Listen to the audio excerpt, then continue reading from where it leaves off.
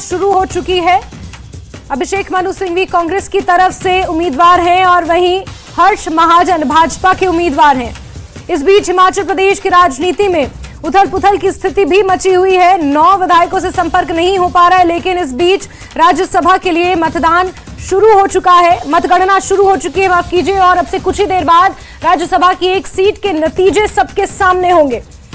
सुबह 8 बजे से ही मतदान शुरू हुआ था और अब घड़ी आ गई है। राज्यसभा की एक सीट के लिए नतीजे बहुत जल्द घोषित किए जाएंगे।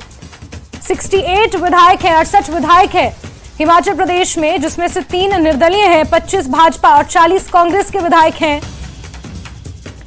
भाजपा की ओर से हिमाचल प्रदेश की राजनीति के दिग्गज नेताओं में शुमार हर्ष महाजन चुनावी मैदान में। हर्ष महाजन वही हैं जिन्होंने विधानसभा चुनाव से ठीक 2 महीने पहले सितंबर के महीने में कांग्रेस का दामन छोड़ बीजेपी के साथ अपना हाथ मिलाया था।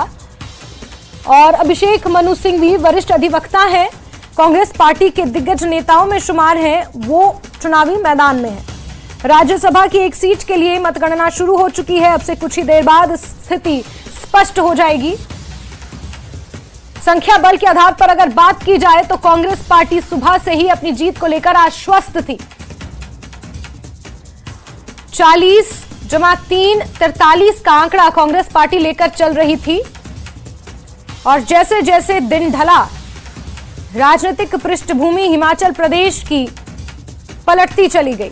बयानबाजियों के साथ सिलसिला शुरू हुआ जब नेता विपक्ष जयराम ठाकुर ने यह कहा कि आंकड़े बिगड़ते वक्त नहीं लगता, और कुछ ऐसा ही होता हुआ नजर आ रहा है। जिस तरह से खबरें निकल कर आ रही हैं, सूत्रों के हवाले से खबर है कि 9 विधायकों का कुछ अता पता नहीं है।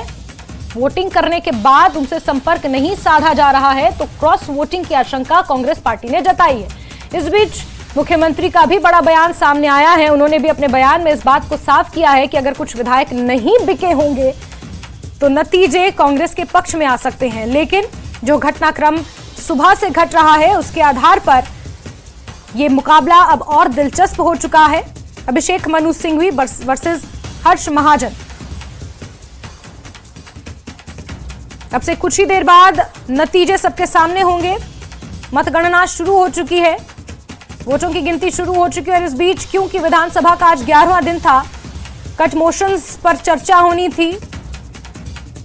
इस बीच भी सदन में जमकर हंगामा देखने को मिला। सत्ता पक्ष और विपक्ष के बीच जमकर हंगामा हुआ, नारेबाजी हुई, सदन से वॉकआउट करने की